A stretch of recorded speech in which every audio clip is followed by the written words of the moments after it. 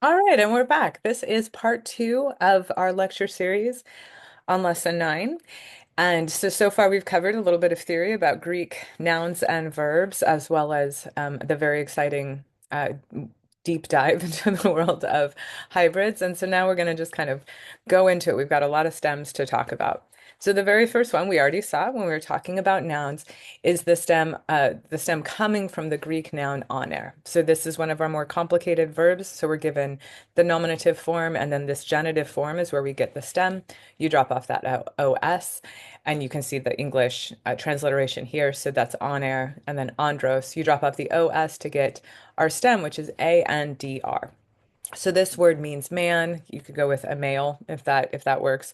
And so this is where, of course, we get words like androgynous. Actually, androgynous is that combination of andra with gune. So something that's androgynous has the characteristics of both men and women. We're going to see gune in a minute, but it's coming up. And yeah, so misandry. Eventually, we are going to learn the Greek word hate, which is miso. Misandry, so is hating man, the state of hating man. This is in contrast to misogyny, which we will also see. So android, we're actually going to learn the suffix android in the next lecture, but the suffix oid means like or characteristic of, and then onder. So an android is something like a man, but not quite a man. And androgen, this is for all those STEM students out there. I honestly have no idea what, I mean, it's a hormone, right? Like I know that it's something scientific. I'm assuming this is like some sort of masculine hormone. But so tell me about it, you STEM students who probably already know this. But I definitely wanted to include it given that this is a course, hopefully for students who may be going into medical fields. So that could be interesting to know. Our next word is anthropos. So the difference between honor, anthropos, honor is man, anthropos is person. But our book also just says man, and that's usual. I mean, it can in ancient Greek writers, of course, is a very patriarchal society. Anthropos and honor were essentially indistinguishable, but anthropos is much more meant just as like a generic human being. So this is a pretty simple noun. It's what we call second declension. So to get to the stem, you just drop off that os, and so you're left with anthrop. And so here is our stem. I think it's amazing. To me, it's delightful, but also kind of weird and scary and amazing that Anthropic is the name of one of these big new AI things, right? So AI, artificial intelligence, I don't know why I'm saying it like you don't know what I mean, but the idea that they're just straight up being like, yeah, it's like a person, but it's definitely not a person. So that's what's happening there. But just proof that we're still using these stems to create amazing new marketing tools for things. So that's helpful, relevant. But this is, of course, also where we get anthropology. We learned that combining word ology at the end of the last lecture, which means study of. So anthropology is the study of human beings. And philanthropy, we did learn philos in the last lecture as well. I'm pretty confident. So philanthropy is philos, love of people, right? So a philanthropic act is a loving of people sort of act. So there we go. There's Anthropos. And of course, there's countless others. I'm sure anthropoid is one. And oh, you know what I should have put here is that word Anthropocene. Like there's this theory. I don't think it's, I don't know. You guys could tell me again if it's science, but the idea that we're in the Anthropocene age, which is the age in which the environment is being just changed by humans. So that's where that would come from. All right, but enough about that serious stuff. So the Greek pronoun autos. So here's the Greek, here is the English transliteration. This is an ad, well, it's a pronoun, it's also an adjective. When you come and learn Greek, it is an incredibly complicated, I don't want to say it's one of the more annoying words in Greek, but it's a tricky little guy. But we don't have to worry about that. We are going to recognize and accept and embrace the idea that autos means self, refers back. And it does that in Greek, of course. It refers to a person. It's kind of like an emphatic pronoun.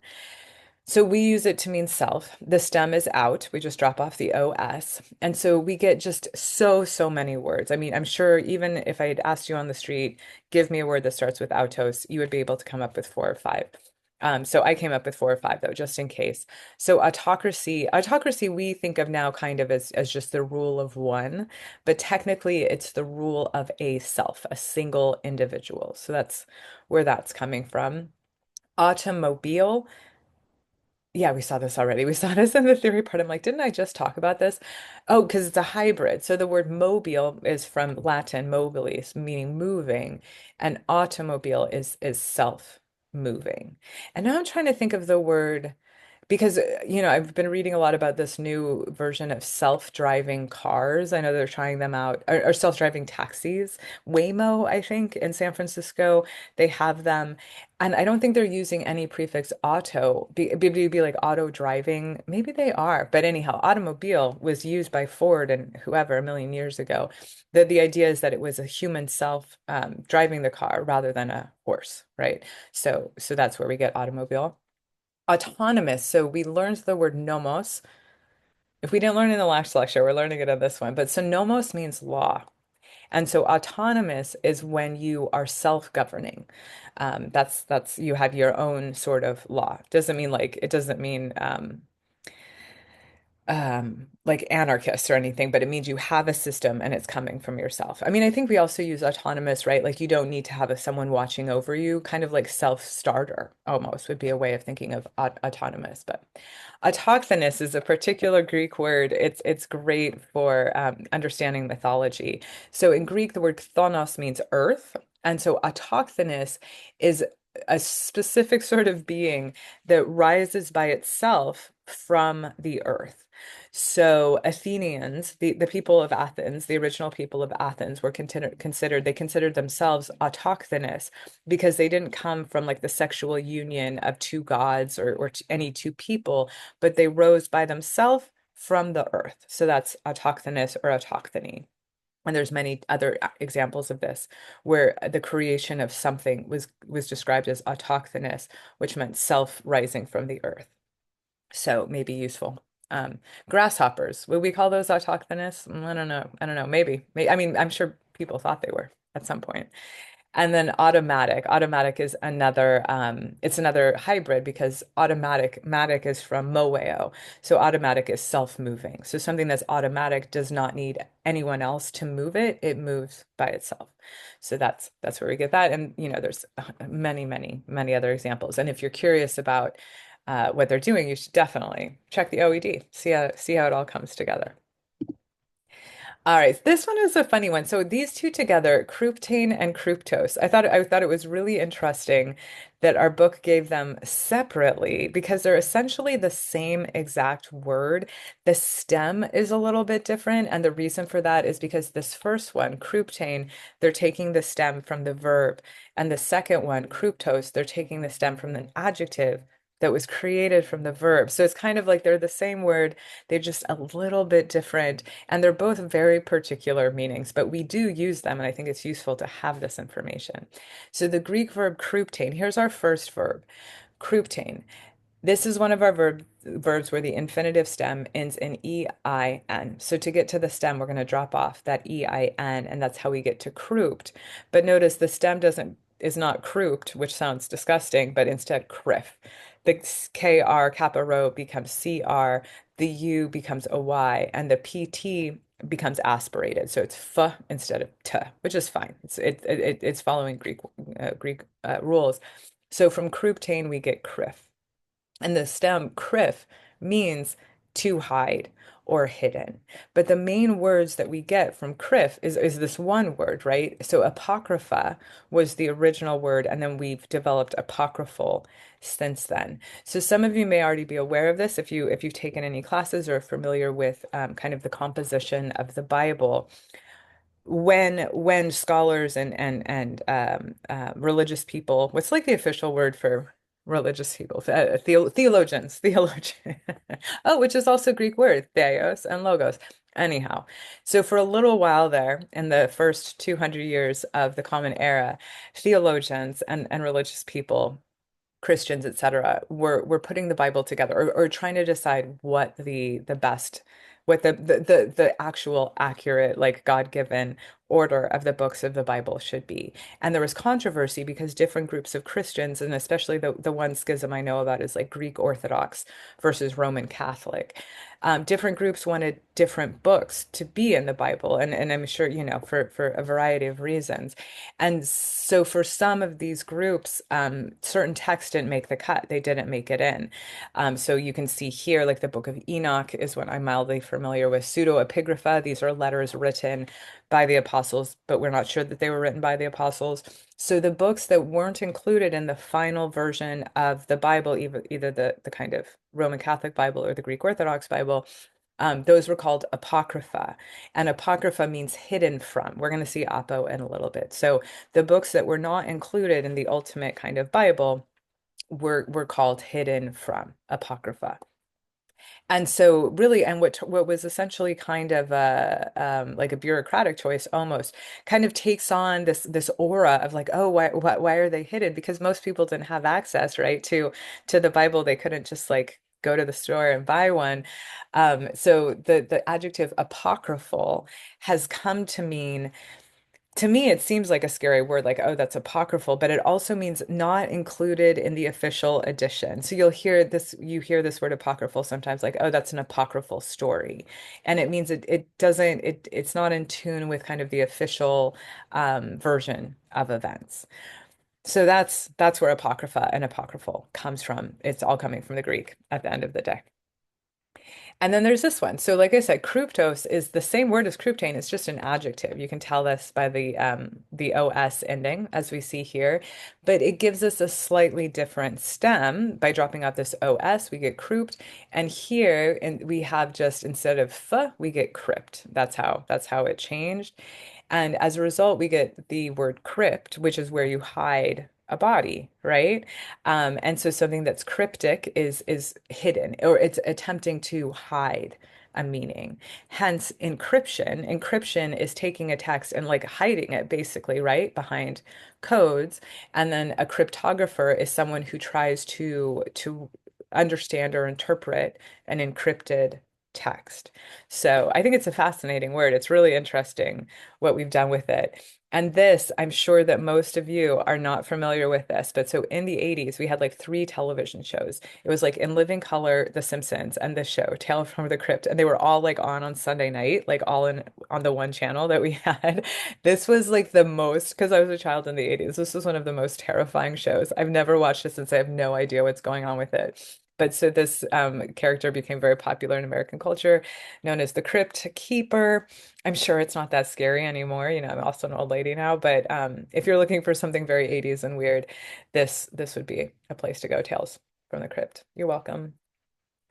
All right, so gamos. Here is our word, gamos. And so it's a Greek noun. You can see Gamos. To get to the stem, you drop off the os and you get to gam, right? I should have put a dash there. I'm sorry, but that is our stem. And so gamos means marriage.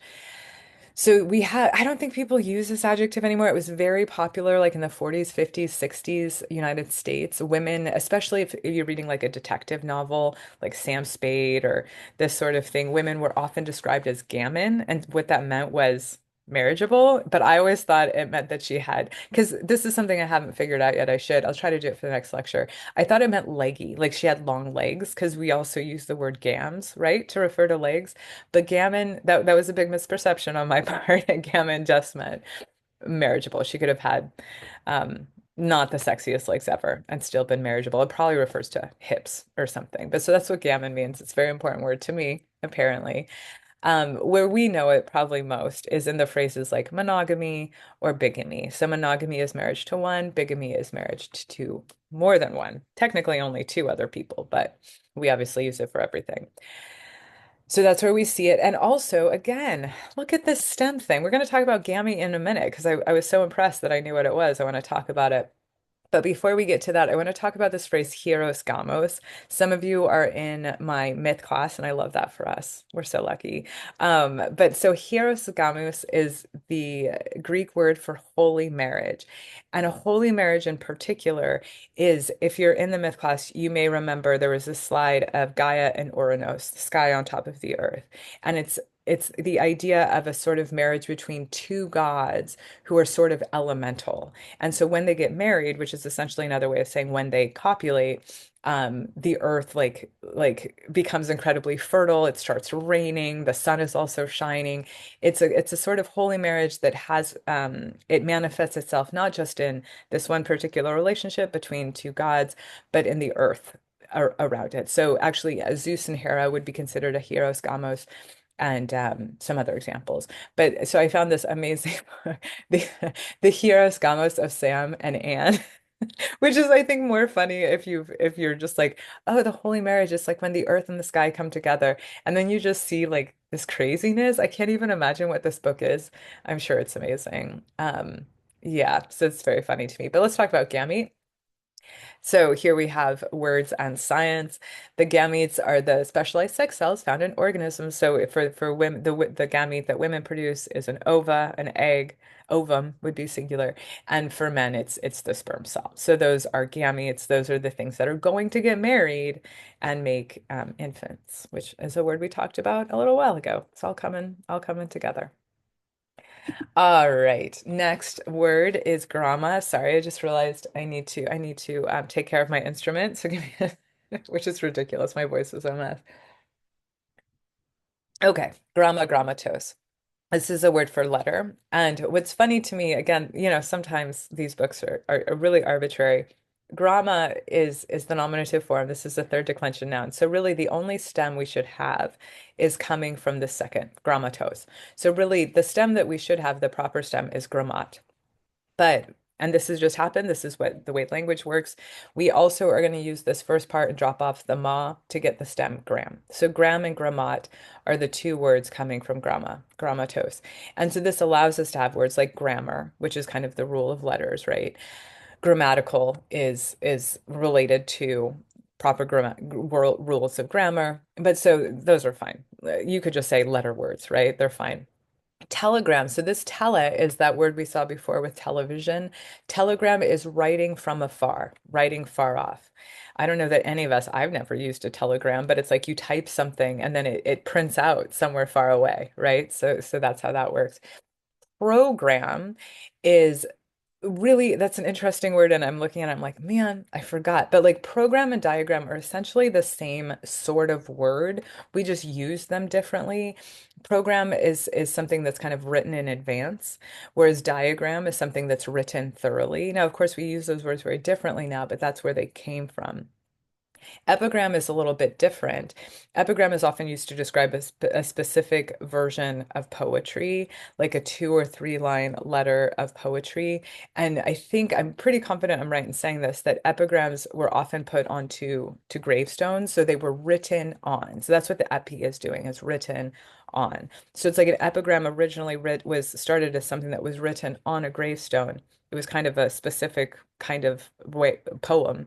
And then it came to describe poems that weren't necessarily written on stone, but were in that same kind of tone. So that's where epigram. And now I think epigrams just kind of like they're a line at the beginning of a book, right? That's where we see them. So that's where that comes from. And related to the word, so grammatos is a noun meaning letter. Specifically, graphein is the verb meaning to write. So again, they're very similar words, or they're essentially coming from the same Proto-Indo-European root, but just functioning a little bit differently. So graphein is a verb that ends in ein, as we see here. So to get to the stem, you drop that ein off, you get your stem graph. And that is associated with writing, right? So graphic originally was something that was written down. Telegraph is just like telegram. It was something written from far away. Epigraph is again just like epigram, but I think epigraph we really kind of stick more closely to.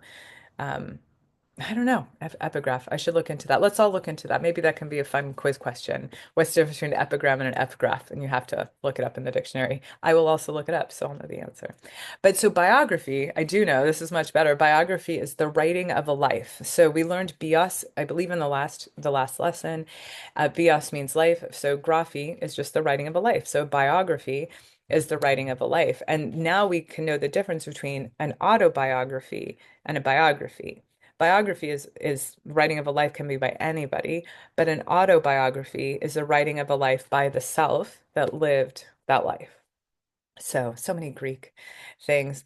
And then agraphia, very funnily, is included in our book in the exercises. Agraphia is a condition in which you forget how to write or you can't write, whether it's because there's something wrong with your brain or there's something wrong with your hands or there's something wrong with your coordination. It's just a condition. We're going to see in a minute that agraphia here is a negating prefix, means not writing. So if you're going on to medical school, you may one day look at a case of agraphia. Okay, so don't go to medical school yet. There is still part three of this lecture coming up, but that seemed like a lot of words. So let's take a break and come back in three, and we'll finish up the stems, and we're going to look at a few prefixes. So I look forward to seeing you then, she said smoothly as she tried to figure out, there it is, how to turn off the recording. Okay, see you in a bit.